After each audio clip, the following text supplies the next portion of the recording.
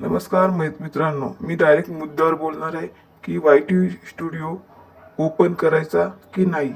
तुम्ही व्हिडिओ शेवटपर्यंत बघा, म्हणजे तुम्हाला कळेल की YT स्टुडिओ ओपन केल्याने काहीही होत नाही. मित्रांनो, तुम्ही जर एक यूट्यूबर असाल, मग तुमचे चॅनल लहान असो वा मोठे, तुम्ही सध्या यूट्यूबवर एक व्हिडिओ नक्कीच पाहिला असेल. YT स्टुडिओ बार बार मत खोलो, नाही तर चॅनल डेथ होईल किंवा यूट्यूब स्टुडिओ सारखा उघडल्याने व्ह्यूज कमी होतात. हे व्हिडिओ पाहून अनेक नवीन यूट्यूबर्स प्रचंड घाबरले आहेत आणि त्यांनी स्वतःचे YT स्टुडिओ ॲप उघडणे बंद केले आहेत.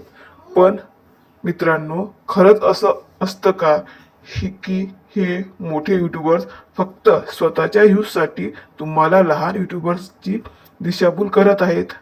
आजच्या या 3 मिनिटाच्या व्हिडिओमध्ये आपण या व्हायरल अफवेचे पोस्टमार्टम करणार आहोत आणि खरे सत्य काय आहे ते जाणून घेणार आहोत. चला तर मग थेट मुद्द्यावर येऊया. YT स्टुडिओ ॲप दिवसातून 100 वेळा काय, अगदी 1000 वेळा उघडला तरी तुमच्या चॅनलला किंवा व्ह्यूजला कोणताही फरक पडत नाही. होय, तुम्ही अगदी बरोबर ऐकलंय. ही संपूर्णपणे एक अफवा आहे. आता विचार करा, यूट्यूबने YT स्टुडिओ हे ॲप कशासाठी बनवले आहे?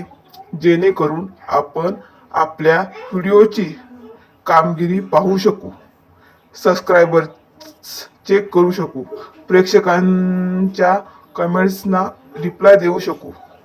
जर हे ॲप सारखे उघडल्याने चॅनल डेड होणार असेल तर यूट्यूबने हे ॲप बनवलंच कशासाठी असतं? यूट्यूब स्वतः कधीही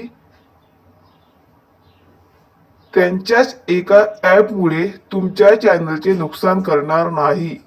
आता तुमच्या मनात प्रश्न येईल की सर, जर हे ॲप उघडल्याने व्ह्यूज कमी होत नाहीत, तर मग सध्या आमचे व्ह्यूज अचानक का कमी झाले आहेत?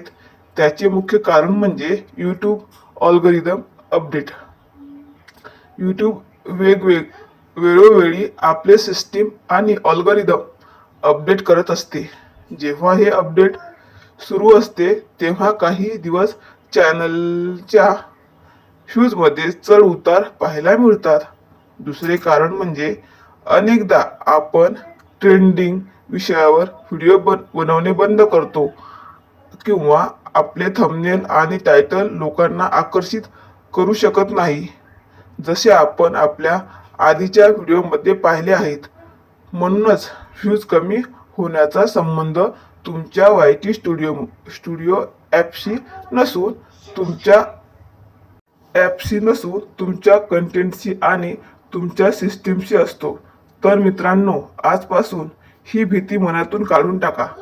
हे मोठे यूट्यूबर्स फक्त एक अशा प्रकारची भीती दाखवून क्लिकबेट करून तुमचे व्ह्यूज वाढवत आहेत. तुम्ही तुमच्या YT स्टुडिओमध्ये जा, अॅनालिस्टिक्स तपासा, थंबनेल बदला आणि न घाबरता काम करा. अशा कोणत्याही खोट्या व्हिडिओंना बळी पडू नका. तुम्हाला हा खुलासा कसा वाटला? तुमच्याही मनात ही भीती होती का? मला कमेंट करून नक्की सांगा. हा व्हिडिओ